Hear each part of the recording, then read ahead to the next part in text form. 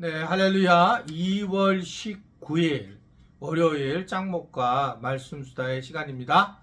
예, 오늘 우리에게 주신 하나님의 말씀은 에스라 6장 1절부터 12절의 내용의 말씀인데요. 하나님 말씀을 보시겠습니다. 에스라 6장. 이에 다리오 왕이 조서를 내려 문서 창고 곧 바벨론의 보물을 쌓아둔 보물전각에서 조사하게 하여 메레도 앙메다 궁성에서 한 두루마리를 찾았으니 거기에 기록하였으되 고레스 왕 원년에 조서를 내려 이르기를 예루살렘에 있는 하나님의 성전에 대하여 이르노니 이 성전 곧 제사 드리는 처소를 건축하되 지대를 견고히 쌓고 그 성전의 높이는 60규빗으로 너비도 60규빗으로 하고 큰 돌 3켜에 새 나무 1켜를 놓으라. 그 경비는 다 왕실에서 내리라. 또 느부갓네살이 예루살렘 성전에서 탈취하여 바벨론으로 옮겼던 하나님의 성전, 금, 은 그릇들을 돌려보내어 예루살렘 성전에 가져다가 하나님의 성전 안각기 제자리에 둘지니라 하였더라. 이제 유브라데강 건너편 총독 다뜨네와 스달보스네와 너희 동관 유브라데강 건너편 아바삭 사람들은 그곳을 멀리하여 하나님의 성전 공사를 막지 말고 유다 총독과 장로들이 하나님의 이 성전을 제자리에 건축하게 하라.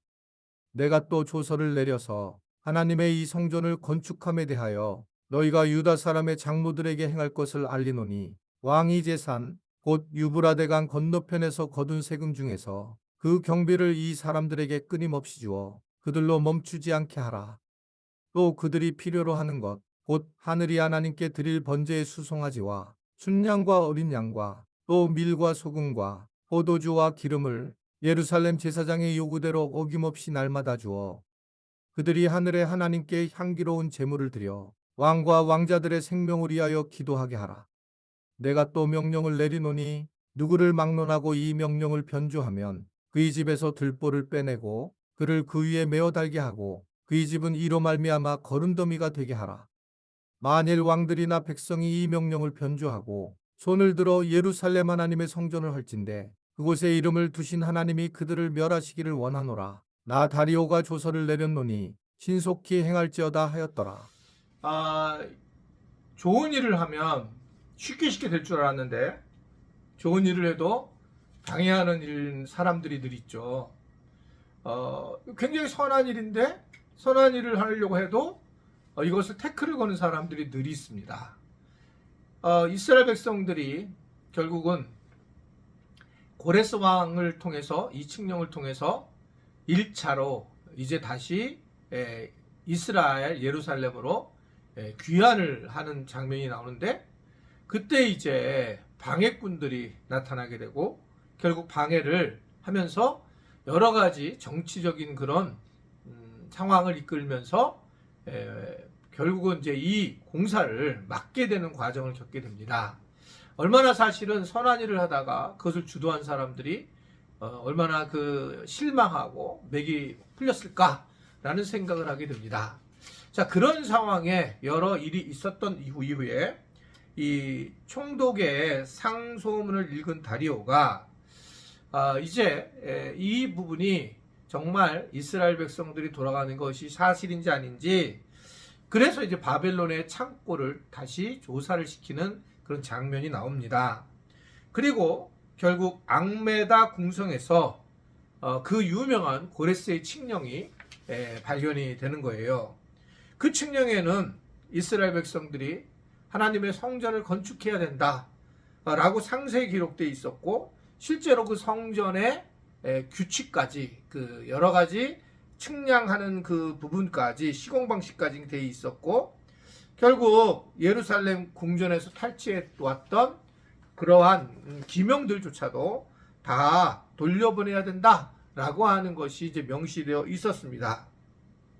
이로써 이스라엘 백성들이 말한 내용이 모두 사실이었고 결국은 이것이 진실이 나중에 밝혀지는 이야기가 오늘 본문에 대한 이야기입니다. 나는 살면서 거짓말을 하는 사람을 만나는 거가 제일 슬픈 것 같습니다. 잘못한 사람, 부족한 사람, 연약한 사람, 경험할 수 있고 충분히 성격이 달라고 또 배운 것도 다르고 자란 환경도 달라서 함께 할 수 있는데, 그런 함께하는 사람들 중에 거짓말을 하는 사람들은 결국은 이 거짓의 영은 사탄의 영이기 때문에 공동체를 해치게 되고, 그러면서 하나님이 하시는 일까지 심각한 문제가 되는 것을 보게 됩니다.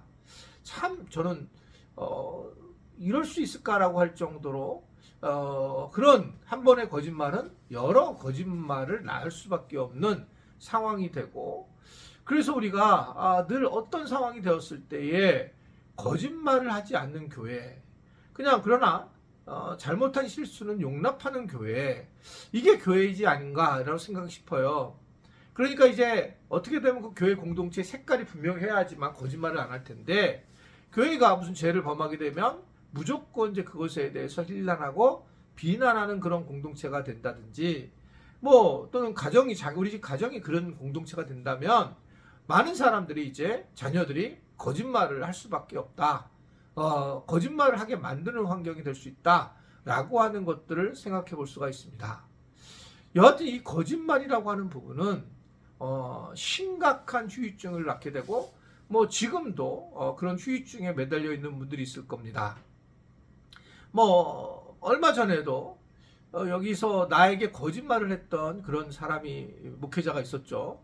그렇던 이제 그 이야기를 들은 사람이 여전히 그곳에 옛날 이야기, 오래된 이야기임에도 불구하고 헤어나지 못했다라는 그런 이야기를 뭐 이제 지나가면서 들었어요. 세밀하게 듣지는 않았지만, 그러면서 정말 이제 그분이 목사님이 정말 사실일까라고 하는 질문을 갖는 거죠. 그러니까 왜 그러냐면 자기가 거짓말을 들었기 때문에 그래요. 그러니까 한 번 이런 거짓말을 듣게 되면 굉장히 어려운 상황으로 가게 되는 것을 엿보게 됩니다. 제가 이렇게 목회를 하면서 받았던 지혜 중에 몇 가지가 있는데, 그 중에는 이제 이렇게 같이 어디를 이제 취미 생활을 하다가 술을 같이 먹게 되는 그런 과정들을 갖게 되면 사람들이, 거기 있는 사람들이 교회를 위해서 애를 쓰는 게 아니라 이제 그 모임이 술 먹는 공동체로 바뀌게 되면 술을 먹으면서 점진적으로 이제 교회에 대해서 부정적인 이야기를 만드는데, 문제는 나중에 보았더니 항상 술을 먹고 난 다음에 뭔가 거짓의 영이 함께해서 거짓말로 그것을 진리처럼 얘기하는 경우를 제가 너무 많이 들었고, 그런 공동체가 다 나중에 찢어지고 교회를 떠나는 상황이 되는 것을 개인적으로 경험을 하게 되었습니다. 그만큼 이 거짓말이라고 하는 것이 정말 무서운 거고, 결국 공동체의 자기 다리를 뻗을 곳도 없고, 실제로 또 다른 사람들에게도 굉장히 생각을 오염시키고, 그리고 교회를 미워하는 마음을 갖게 되면서 신앙생활을 떠나게 하는 정말 큰 죄성을 가진 것이다 라고 하는 겁니다. 잠언서에서는 거짓말을 하지 말라고 계속적으로 이야기하는 이유가 그렇습니다. 저는 그러기 위해서 무엇보다 우리 교회가 이 다른 것, 즉 잘못한 것에 대해서 인정해주고 용납해주고 그러면서 용서의 공동체가 돼야 된다 라고 생각을 하고, 그러한 것이 형성이 돼서 또 누구든지 거짓말을 하지 말고 진실을 고백하는 것들을 우리가 잘 훈련돼야 된다라고 생각합니다. 물론 이제 거짓말을 하게 될 때 순간적인 거짓말을 할 수 있어요. 저도 이제 누군가 막 탁 얘기를 하면 그 순간에 아니 그런 게 아니라고 이렇게 얘기하면서 순간적으로 제가 거짓말을 할 것 같은 그런 상황이 될 때가 있습니다. 그럴 때 빨리 원체로 돌아와서 이거 내가 지금 조금 오버해서 얘기를 한 거라고 얘기를 하면서 빨리 잡는 게 굉장히 좋아요. 그렇지 않으면 그 시간이 지나면 이것은 결국적으로 사과도 못하고 거짓말을 다시 잡을 그런 상황이 이루어지지도 않습니다.